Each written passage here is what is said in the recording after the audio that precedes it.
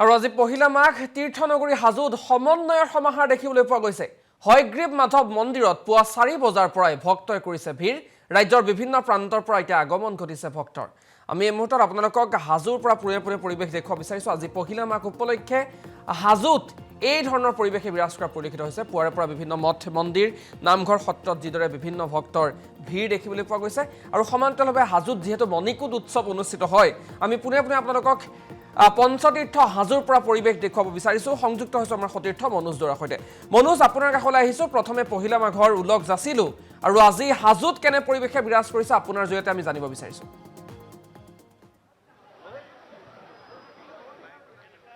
চাওক, হাজো বুলি ক'লে মণিকূট উৎসৱৰ কথা সকলোৰে মনত পৰে আৰু আজিৰ দিনটো বিশেষকৈ পহিলা মাঘৰ দিনাই এই মণিকূট উৎসৱ ইয়াতে সমন্বয়ৰ এক ভাতৃত্ববোধ আৰু সমন্বয়ৰ এক যাত্ৰা ইয়াত নিদৰ্শন দাঙি ধৰা হয়। আৰু মই যিহেতু উপস্থিত আছোঁ হাজোত, আৰু হাজো মণিকূট উৎসৱ কিছু সময় পিছতে অনুষ্ঠিত হ'ব আৰু মই পৰিৱেশটো দেখুৱাব খুজিম।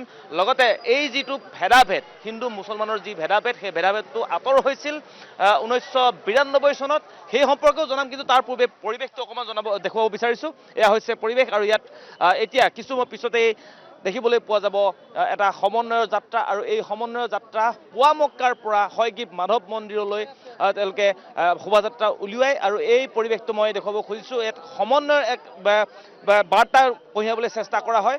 ইয়াৰে আছুৰ নেতৃত্বত যিহেতু 1992 চনতে এই সমন্বয় যাত্ৰা হৈছিল, তাৰ পৰা এতিয়ালৈকে 34 বছৰ পৰ্যন্ত এই সমন্বয় যাত্ৰা আজি পৰ্যন্ত চলি আছে। এই মুহূৰ্তত আছুৰ যিগৰাকী আঞ্চলিক সম্পাদকগৰাকী আছে হাজোৰ, তেওঁৰ সৈতে মই দুই এষাৰ কথা পাতিবলৈ যত্ন কৰিম। হয়, 1992 চনত বাবৰি মছজিদৰ যিটো ইছ্যু আছিল, সেই ইছ্যুটোক লৈ পেলাই মানে আমাৰ সমগ্ৰ ভাৰতবৰ্ষতে আমাৰ ধৰ্মক লৈ সংঘাত হোৱা দেখিবলৈ আমি পৰিলক্ষিত হৈছিল। তো সেই তেনে এটা বেয়া সময়ৰ পৰা আমাৰ এই হাজোবাসীয়ে হাজো আঞ্চলিক ছাত্ৰ সন্থাৰ লগত লগ হৈ এটা সিদ্ধান্ত ল'লে যে আমি হাজোৰ পৰাই সমগ্ৰ বিশ্বত, সমগ্ৰ ভাৰতবৰ্ষত আমি এনেকুৱা এটা বাৰ্তা প্ৰেৰণ কৰিব পাৰোঁ নেকি, যিটোৰ পৰা আমি শান্তি সম্প্ৰীতি আৰু সমন্বয়ৰ আমি বাৰ্তা সমগ্ৰ দেশবাসীকে আমি পঠিয়াব পাৰোঁ। তো তেনে এটা মহান উদ্দেশ্য বুকুত বান্ধি লৈ এই উৎসৱটো 1992 চনতে আৰম্ভ কৰা হৈছিল, আৰু সেই তেতিয়াৰ পৰা এতিয়ালৈ নিৰন্তৰে সুচাৰুৰূপে পৰিচালনা কৰি আছোঁ আমি হাজো আঞ্চলিক ছাত্ৰ সন্থাই হাজো ৰাইজৰ সহযোগত। তো এইবাৰো তাৰ ব্যতিক্ৰম নহয়। এইবাৰো আমি আপোনালোকে দেখিবলৈ পাইছেই যে সমন্বয় শোভাযাত্ৰাত আমাৰ অসমৰ বিভিন্ন জনজাতিৰ পৰা জনজাতীয় লোকবিলাক আহিব, তেওঁলোকৰ নিজৰ সংস্কৃতিবিলাক প্ৰদৰ্শন কৰিব। বিভিন্ন ক্ষেত্ৰৰ পৰা আমি বিভিন্ন অতিথিসকলক আমি নিমন্ত্ৰণ জনাইছোঁ, তেওঁলোক ইতিমধ্যে আহি উপস্থিত হৈছেই। তাতকৈ গুৰুত্বপূৰ্ণ কথা যে 1992 চনৰ পৰা এতিয়ালৈ এই ধাৰাবাহিকতাটো অক্ষুণ্ণ ৰাখিবলৈ যে আমি সক্ষম হৈছোঁ, তাৰ কাৰণে আমি সমগ্ৰ অসমবাসী ৰাইজক আমি ধন্যবাদ জনাইছোঁ। আৰু এই মণিকূট উৎসৱৰ সমন্বয় শোভাযাত্ৰাৰ যি মহান উদ্দেশ্য, সেই উদ্দেশ্য যাতে প্ৰত্যেক অসমীয়াই হৃদয়ংগম কৰি অনাগত দিনত সকলোৱে মিলাপ্ৰীতিৰে আমি বৰ অসমত এক হিচাপে বাস কৰি থাকিব পাৰোঁ, সেয়াই আমাৰ মেইন উদ্দেশ্য। আজিৰ দিনটোত বিশেষ অতিথি কোন থাকিব? বিশেষ অতিথি আমাৰ সদৌ অসম ছাত্ৰ সন্থাৰ কেন্দ্ৰীয় সমিতিৰ মুখ্য উপদেষ্টা ডক্টৰ সমুজ্জ্বল কুমাৰ ভট্টাচাৰ্য ডাঙৰীয়া, সাধাৰণ সম্পাদক সমীৰণ ফুকন ডাঙৰীয়া, জনপ্ৰিয় অভিনেতা অৰুণ হাজৰিকা, নয়ন নীলিম, অভিনেত্ৰী প্ৰিয়ম পল্লৱী, জনপ্ৰিয় কণ্ঠশিল্পী ভৃগু কাশ্যপ, দীপান্বিতা ডেকা, ভাৰতবৰ্ষৰ অনন্য মানৱ ৰূপে খ্যাত যাদৱ পায়েং ডাঙৰীয়া, আৰু লগতে থাকিব নাজ শ্বেইখ, জনপ্ৰিয় অভিনেত্ৰী, আৰু বিভিন্ন দিশৰ পৰা বিভিন্ন লোকক আমি আমন্ত্ৰণ জনাইছোঁ। তেওঁলোক আহি ইতিমধ্যে উপস্থিত হৈছে।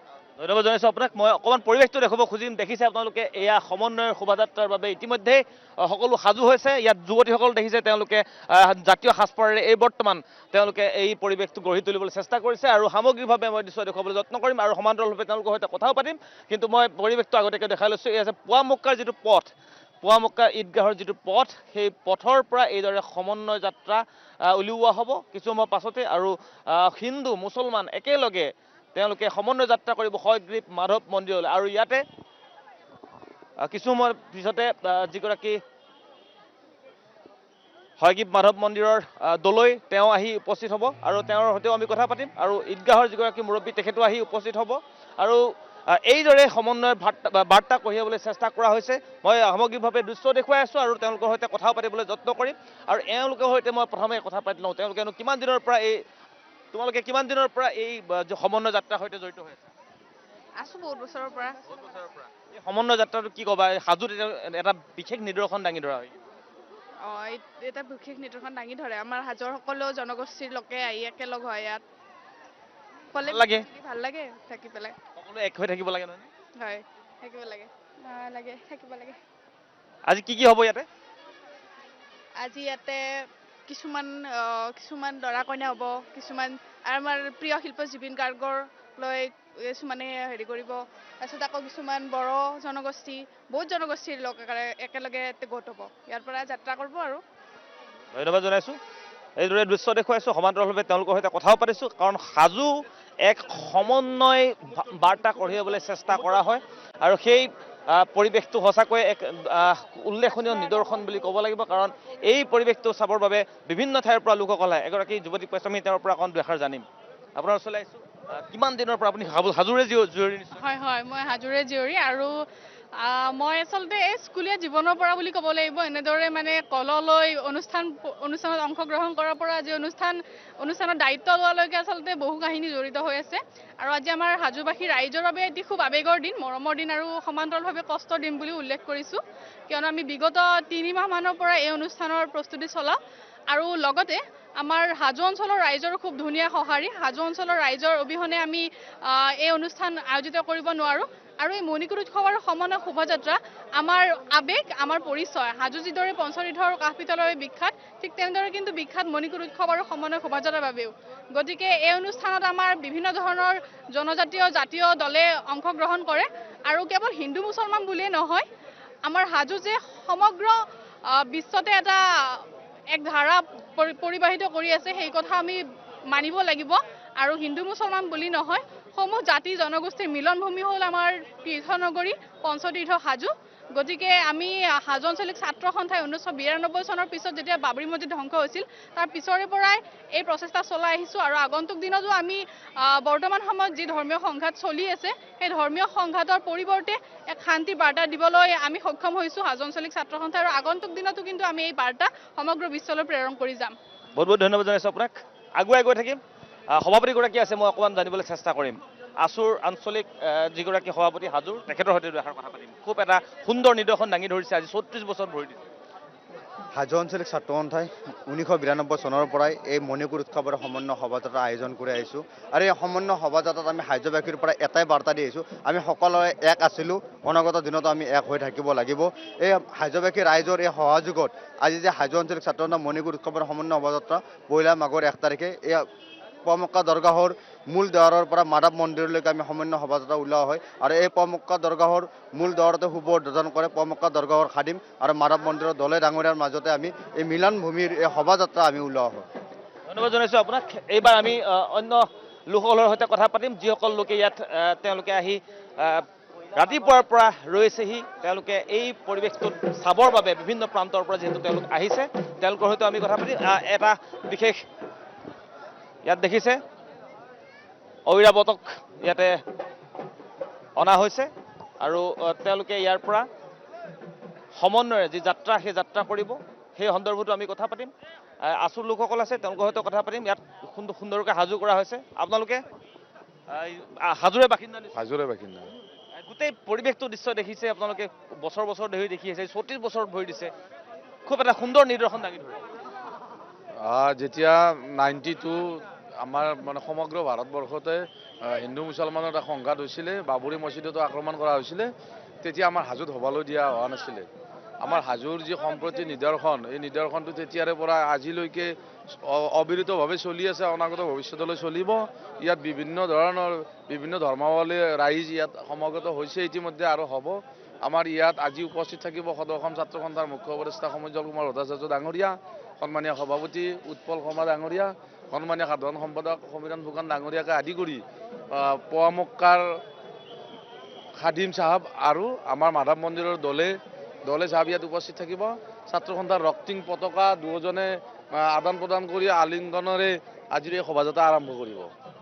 মই এটা বিশেষ কথা ক'ব বিচাৰিছোঁ, ইয়াতে হাদিমগৰাকী আৰু দলৈগৰাকী দুয়োগৰাকীয়ে ইয়াতে আলিংগন কৰিব আৰু আলিংগন কৰাৰ পাছতে, এই স্থানতে আলিংগন কৰাৰ পাছতে তেওঁলোকে যাবগৈ হয়গ্ৰীৱ মাধৱ মন্দিৰলৈ। গতিকে এটা খুব সুন্দৰ নিদৰ্শন বুলি ক'ব লাগিব এই হাজো হয়গ্ৰীৱ মাধৱ মন্দিৰলৈ যি যোৱা হয় পুৱামক্কাৰ পৰা, সেইটো সঁচাকৈ এটা সুন্দৰ এটা নিদৰ্শন বুলি ক'ব লাগিব। আৰু সমান্তৰালভাৱে দৃশ্য দেখুৱাবলৈ যত্ন কৰিছোঁ। ইয়াত দেখিছে আপোনালোকে মণিকুট উৎসৱ আৰু সমন্বয় শোভাযাত্ৰা, এই শোভাযাত্ৰাৰ বাবে ইতিমধ্যেই সকলো সাজু কৰি তোলা হৈছে আৰু মাত্ৰ কেইটামান মুহূৰ্তৰ পাছতে অকণমান আপোনালোকৰ সৈতে কথা পাতিব পাৰোঁ।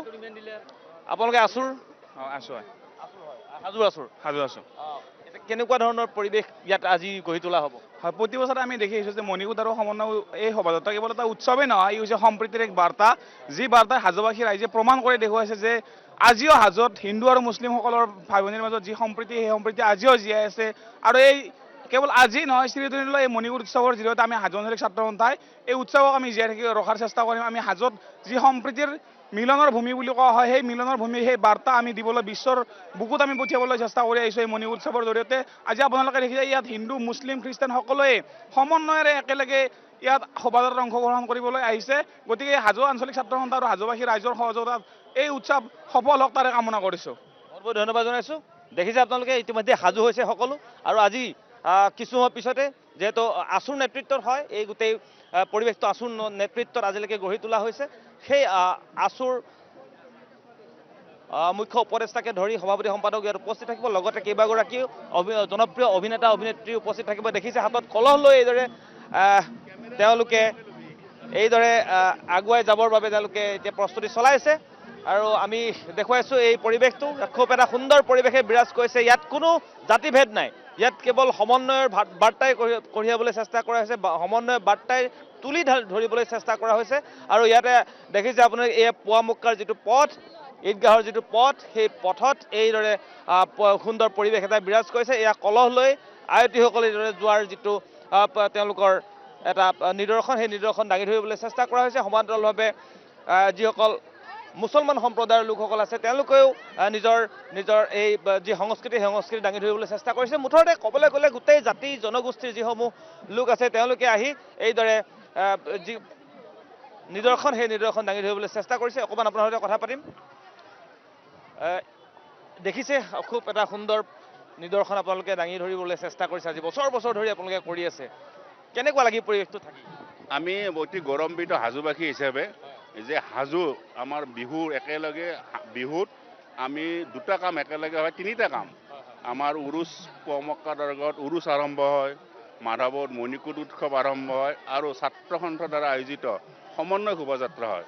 সেই প্ৰতিটো অনুষ্ঠানত 1992 চনৰ পৰা মই নিজে অসমত ছাত্ৰ হিচাপে, এতিয়া শিক্ষক হিচাপে, ৰাইজৰ মানুহ হিচাপে সেই তেতিয়াৰ পৰা নিৰামিষভাৱে আমি ইয়াত যোগদান কৰি আহিছোঁ।